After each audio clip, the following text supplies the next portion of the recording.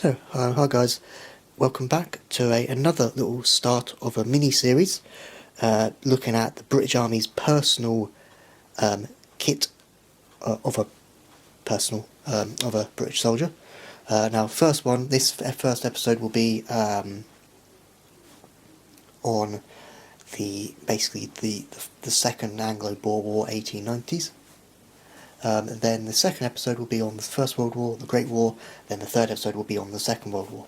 So, just to say, I don't have every little bit of kit. That would be lovely to have, but I don't. I just have these bit of items, which are mainly all personal items, which gives an example. So, without further ado, I'll start. So, British soldier coming into the Boer War. During the Boer War, his personal kit would consist of a housewife sewing kit. So if you're marching along in the heat of the sun and suddenly a button pops off or stitching comes undone, in that housewife sewing kit you will have a spare general service button, tunic button, spare lacing, spare fabric. That's a housewife sewing kit. Then you would have what's called a holdall, which is about from there to there, that length, like that, which basically this end, they had different manufacturers, different makes, so different types. So basically one end would have your mirror and soap, the other end basically along the down with your knife, fork, spoon, your cutlery, your shaving, cutthroat razor and things. That would be that, which they basically carried them over through the First World War and into the Second World War as well, and then still used them, post-war years in the 50s, in a different design, but so they've been around for quite a while. And then what they would get is basically, it's not a mess tin as such, it's basically your ration tin. Is basically, it's about the same size as this, and one side of it basically basically like a spam can where you've got the key and you have to go around and take the wrapping off and take it off. One side will have a block of tea, which you basically just kind of break it apart, put it in your cup, and then get hot water and make tea. The other half has, the other side, or the other half, has basically you can kind of call it a spam, bully beef type thing, which again I haven't got one in my collection sadly, but it would be nice. So basically they're oval shaped, about that long. That side has spam, depending which way you turn around. That one has spam, that one has tea. But yeah. Now for my items here, which now these are all as I said, privately bought. So this is a privately bought knife. Oh, sorry for knocking the camera. Knife and fork set.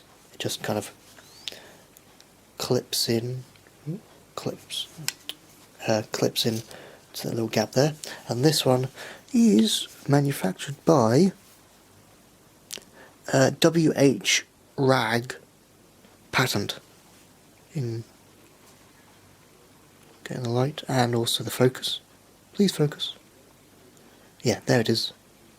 Yeah, and this one I don't think has any markers. Got a number 10. Don't know this, but yeah. So that's again privately bought. So you're not expected, the British infantrymen to be carrying around these everywhere. So mostly officers, but then of course anybody who had money, and that's what I'm going to go on to next, had a lot of money to buy one of these would buy it. Basically, this is an 1891 dated. What does it say there? 1 penny coin. Of course, personal kit, carrying around loose change everywhere. Of course, on leave in England. Yeah. So of course, the knife, fork, spoon will come from the holdall with knife, fork, spoon. That's where you get from. Now this one, another privately purchased item. Again, any British soldier with the pennies could buy it.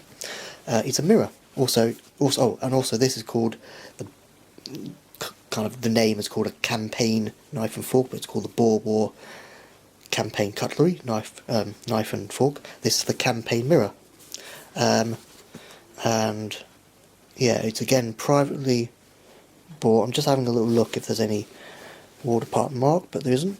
Yep, so yeah, privately, just privately purchased, and it's a mirror as well. So mainly, by looking at the style of this and everything, it would have been carried by officers, but again, anybody with the pennies can buy it.